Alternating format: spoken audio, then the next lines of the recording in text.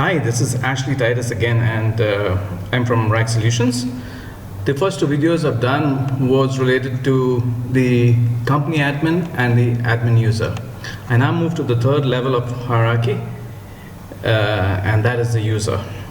I've tried to simulate a few accounts because I need more than one account to actually demonstrate how the user works. What I've done is I've opened up the company admin login, which is Ashley Titus there, the user, which is Mary, another user, which is John, and an admin user, which is Jim. The admin user, Jim, John, and Mary have been given user permissions to participate in a particular RFQ, and they have been given 4 permissions each. Mary has been given the permission of bid submission, bid clarification, invitation to bid, and one more, which is to do with the vendor. John has been given 4. I have to remember the details, but I will come to that in a minute. And Jim has been given 4. So to get started, I would say that Mary as a user and John as a user, either one of them could create a new RFQ. Let's start with Mary as an example. So this is an existing RFQ which can be viewed and seen where it is right now. It's in the closeout stage. So let's not go there. Let's start a new RFQ. Let's try to build a new one. And Mary has initiate RFQ. So we'll try to be a little bit brief here, which means that we give the project title.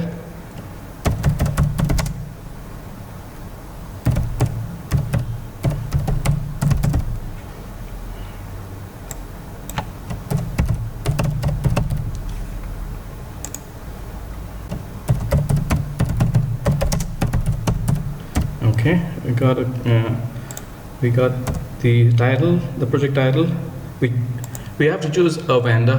I have not got too many vendors in the system for this test, so I just got one, and then it'll have to be an exclusive vendor submission and not a multiple bid submission from more than 3 or more vendors. And just to complete something, the activity reference. All these details like budget reference, activity reference, project references are related to how your system is structured, whereby you have some reference to a budget reference, your activity and project references as well. So you would enter that information there.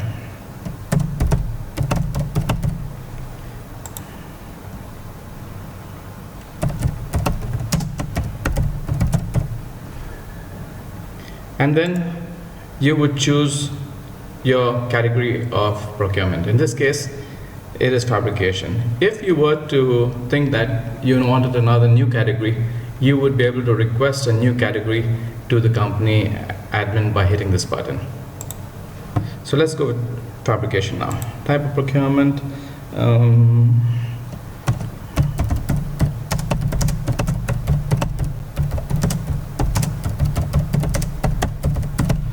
Piping spools. Applicable standards, yes. And this is the place also that you could state what standards are applicable to the vendor for performing that RFQ submission to the company.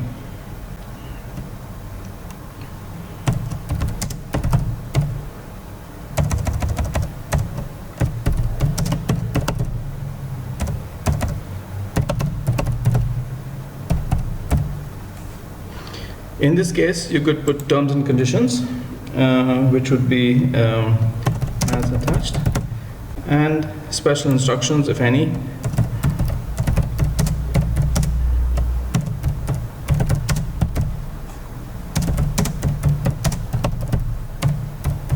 There's no limitation on how much you can write in this section. Yeah. This gives you also the opportunity to add attachments, which meant standards or scope of work or drawings and so on. So let's just see if we can do that, and I will try to find something that could be useful to attach just for information. Where's that? Let me see. Just to make it look better, and that way we can be.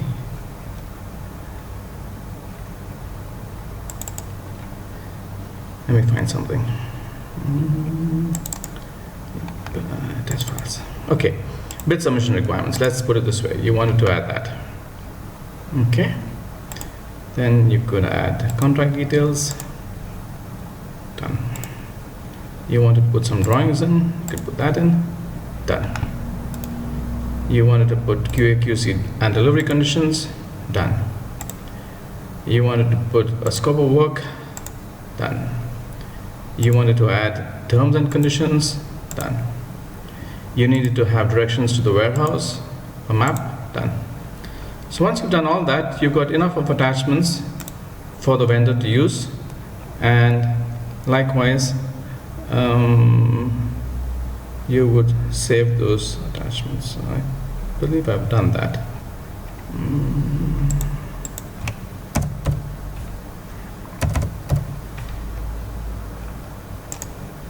Let me see what I have saved. Record has been saved. Okay. You could at any time edit this record. Let me see how does it look now. If you wanted to edit, if Mary still had to add something which was not yet there, I just need to check on whether I indeed added the attachments or not. I don't know. Let me check again. Sorry. Yeah.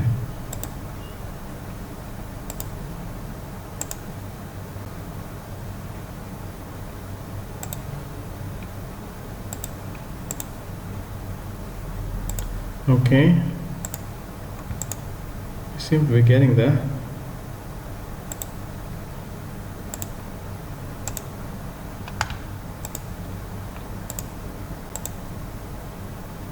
Right. And I believe that should have given us the attachments that we needed for this RFQ. All right. Let me just verify that.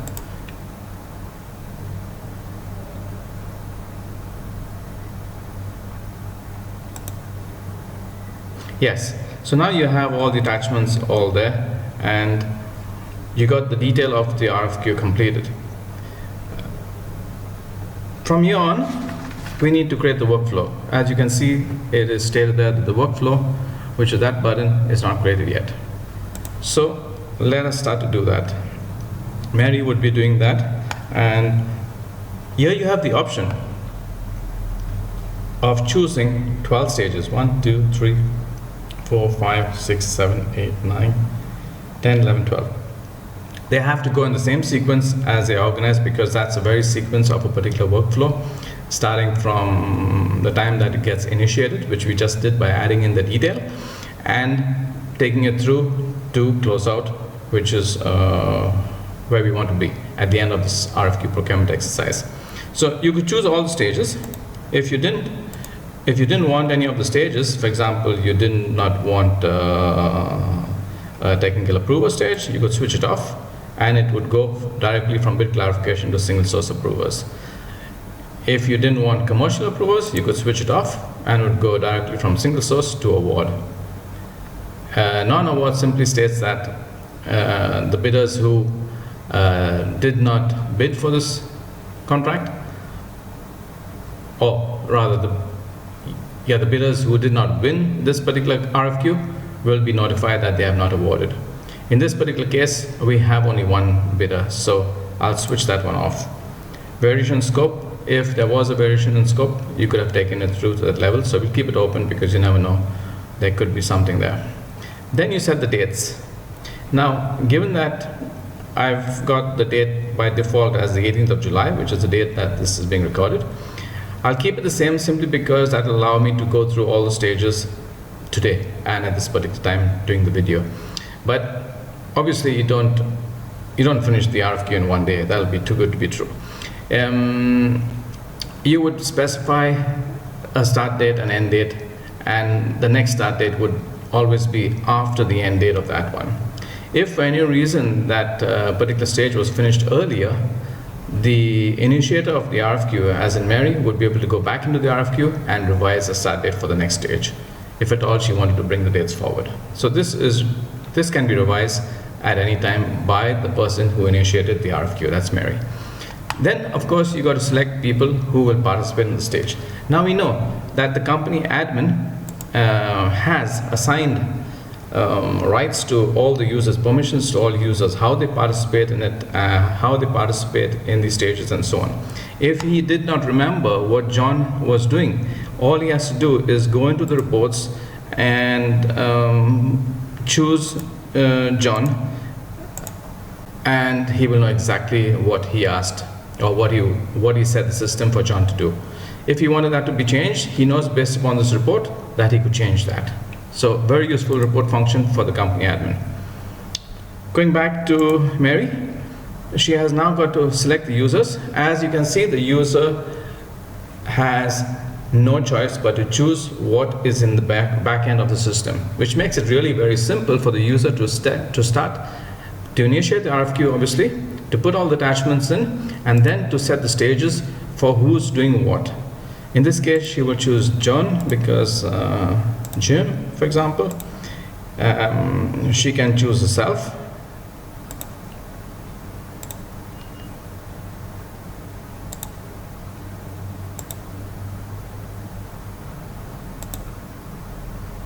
Because the stage is not checked, we don't need to choose a user there.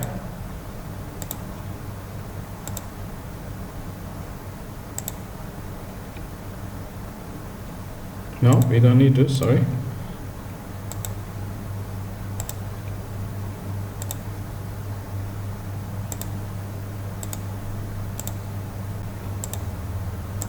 Right.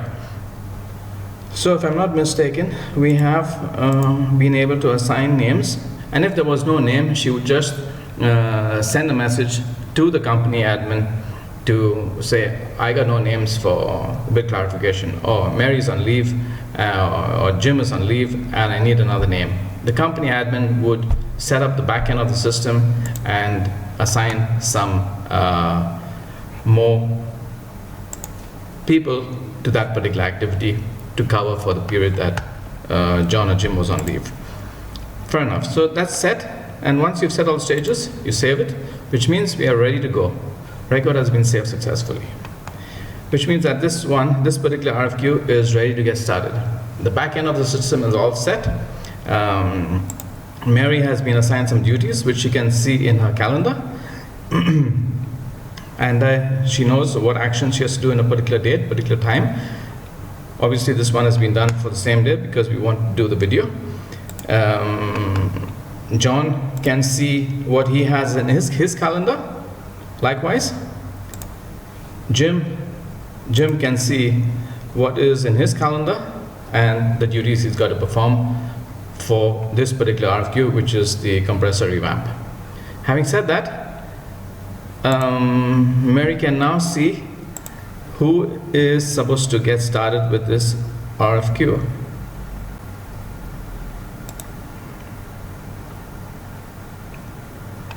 So the RFQ is in the initial stage, and that stage is with Mary, which means that she has to say the initiation is complete. Do you want to mark the stage as completed? Rejected means just a no, and she can look and attach anything else that was needed. But if it's a yes, then it goes to the material controller. When that is done, the material controller, whoever it was who gets assigned, or who is assigned that action, which is John, in fact,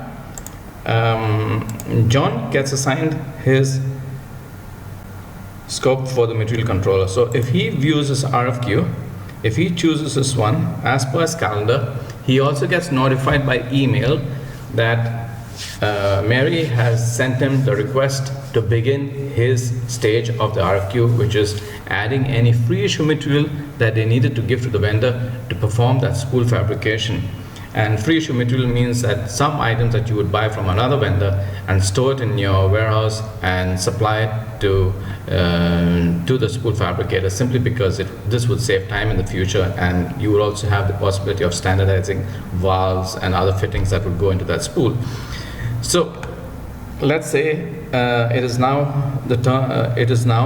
time for John to look at this RFQ based upon the email that he's received. He goes into the RFQ. He can add an attachment if he wanted to add one more attachment and he thought that this list was not complete and there should have been a list of free issue material that he's going to provide. He could raise a clarification to any of the users who are involved in this process and communicate with them. He can add a remark, which is a necessary function. At the end, if he's going to hit this completed button, he needs to add a remark there.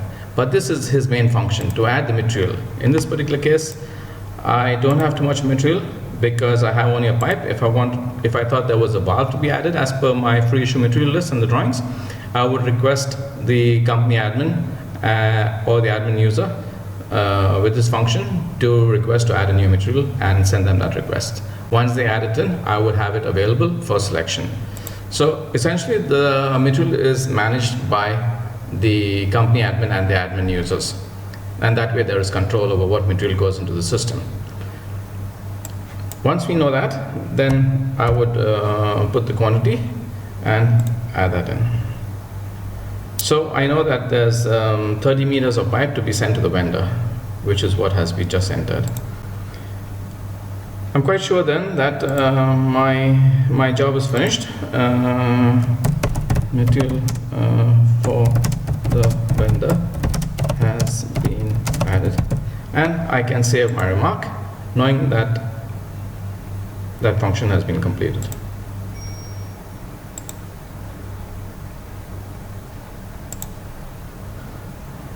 I hit the completed button and it goes to the next stage, which is the technical review stage. The technical review stage is being done by Jim.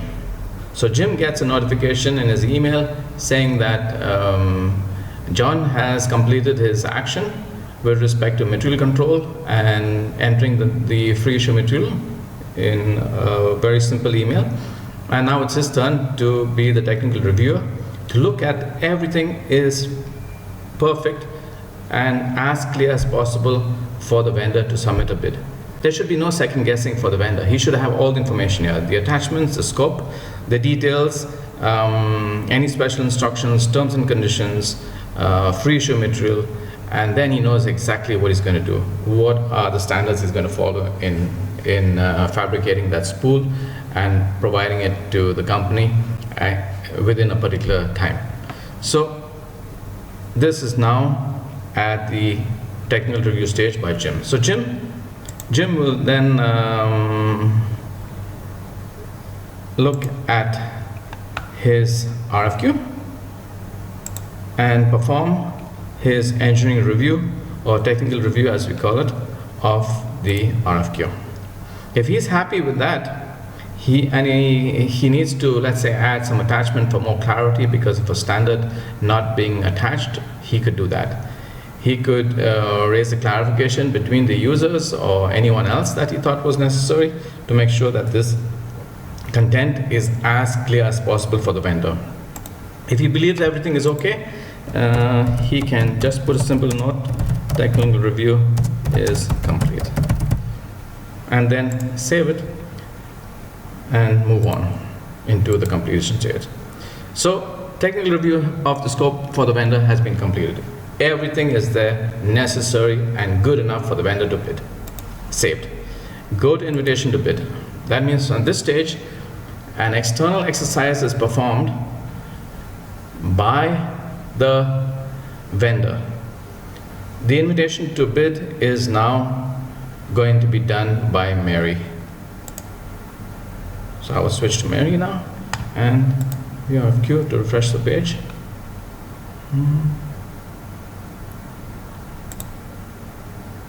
Yeah. So again, the same functions available attachments, clarifications. Maybe Mary has a particular template or letter or instructions for the vendor on how he has to submit a bid, which she could add here. She could add a remark saying that all documents in place for ITB, and save it. Moving to completed. Oh, wait. She would then have to hit the add invitation to bid. Now, because of the fact that it is an exclusive bid, we only have one vendor, so we have to choose that one. If we chose the multiple and we added only one vendor, it would save it, yes. But if you try to complete this exercise,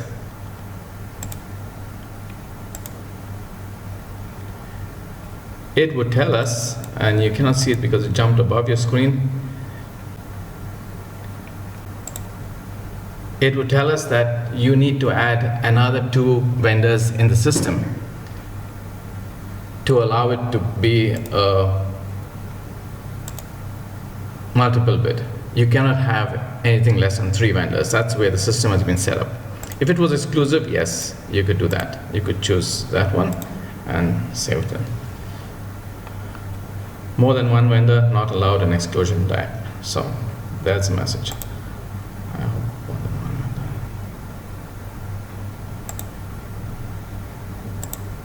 Yes, because I tried to save a second vendor, in fact, but it was not true. I was trying to do the same vendor twice. So we have a vendor there already, and we want to move to the next stage, which is a bid submission stage.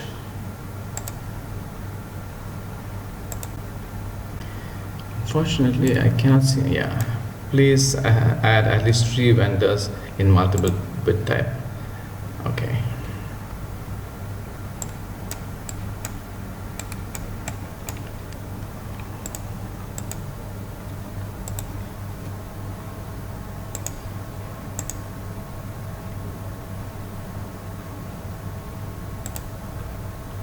Well, it's quite simply, you would delete the previous vendor that was in the system and then start again and save him as a single vendor. Then the system will recognize that you're trying to put only one vendor in and not more than one vendor by going to the same vendor twice. That's done.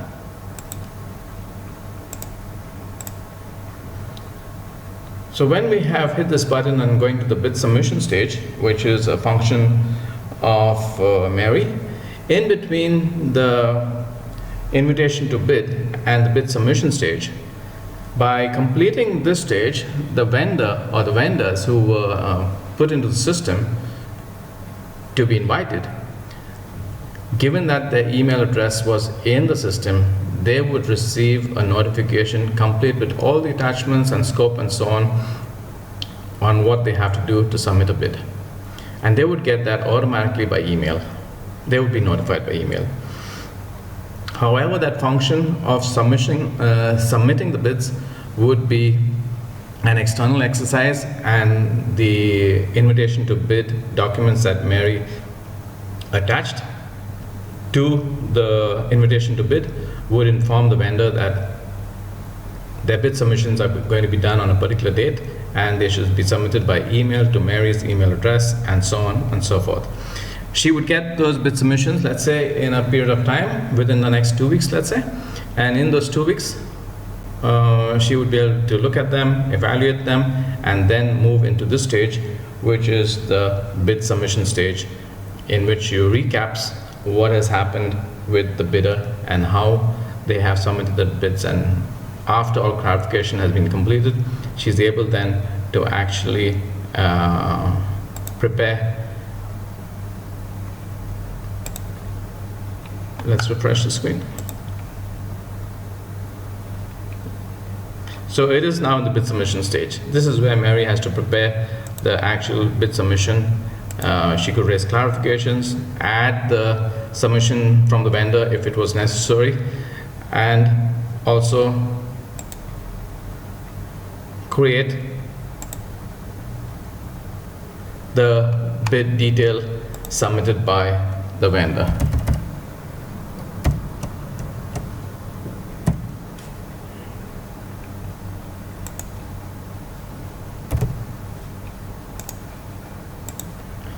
Given that it was only one vendor, the rank will be 1. But if it was multiple vendors, then it would be 1, 2, or 3. And you could keep on adding to that list depending on how many vendors would be there, and you would have your invitation bid list, which would be summarizing your bid submissions from the vendors. This was only one vendor, so we have the record there, one vendor. If, like I said, it was more than one vendor, you would have to enter the details again for the next one, rank the vendor, and put it in.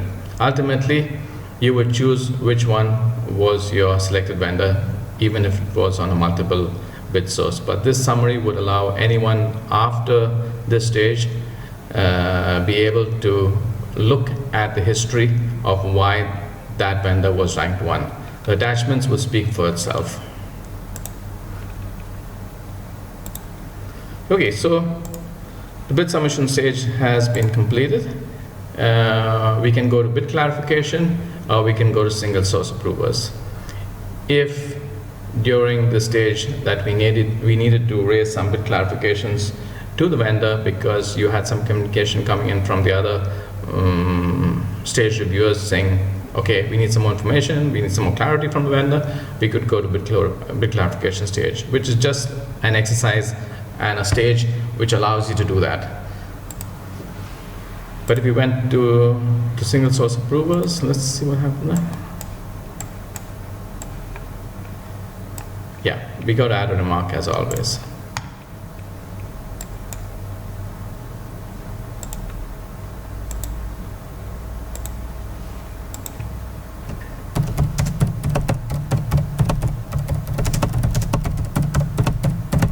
There we go. Done. Now it's okay to complete the stage. And we can go to the single source approvers. Single source approvers is now done by Jim. So Jim is there. We can check his dashboard to see how he's doing. And you can see that the moment actions are completed by the respective personnel, that action disappears from the calendar. It gives you a sense of achievement if you see your calendar is full of these activities for various RFQs and slowly coming down. It gives you an achievement to see what is happening. The company admin can definitely be able to see also what is happening in his department by going to his dashboard and checking outstanding actions,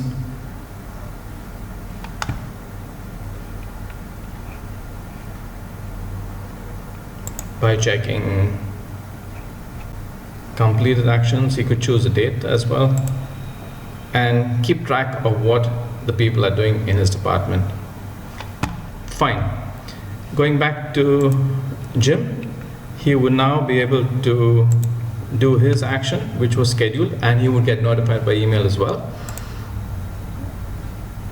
which means then he has the same window, attachments, clarification can be raised, perform, put a remark in, and he believes that looking at this information here, he can either ask them to go back to the vendor and delete this bid submission or evaluation done by the previous stage owner and carry out the same thing once again, or accept it and he believes it's okay to approve and does that by putting a remark in here.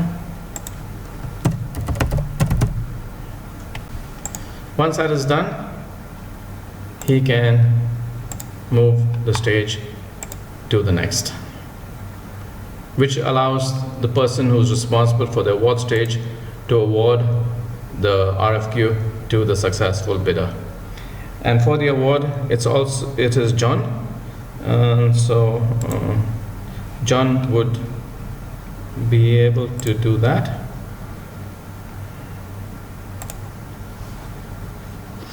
So John has got, again, functions there, attachment, the same functions. Here he can write. We know we have business processes in our organization to prepare purchase orders, service orders, and things like that, right? Given the fact that it has now come in and we have to place, John has got to do the award to Al Taiba Trading. He needs obviously to raise a purchase order and a service order in the system to allow Al Taiba to actually proceed with this award. He can see the details there. He can look at all the attachments that he has in the system to be able to do that. Once he's got all the information and he's created all those documents, he then can go into this number and place the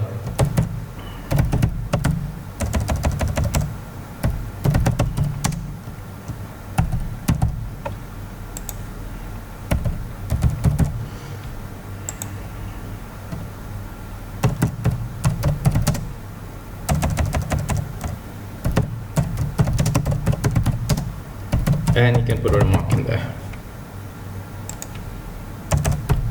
Once that is done, he could attach the service order and then perform his task of completing this stage. And he could leave it at variation in scope, because then if there was some issue, it could still be modified, and he's got to put a remark in before he can let it go.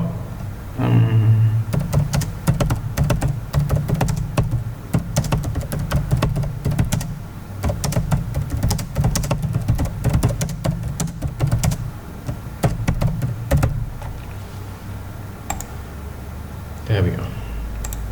So then you can move it to the next stage. And that guy has gone back to Mary. So if she refreshes her screen, she should be able to see that now she's in the variation of scope summary. She can put that straight into not applicable, because she's seen the note from John that no variations are applicable. She closes that stage and can move on to the closeout stage.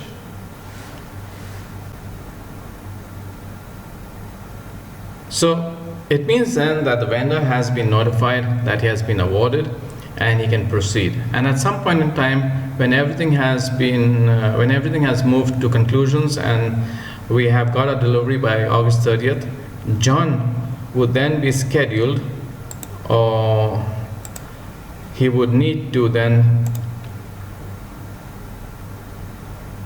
close out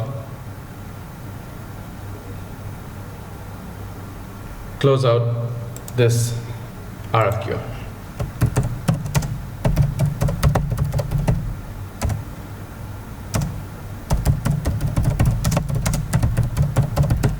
Again, he can add any attachment that would allow him, well, at this stage, it's mostly remarks, It's mostly remarks that he would be able to add at this stage to send an email thanking the vendor and saying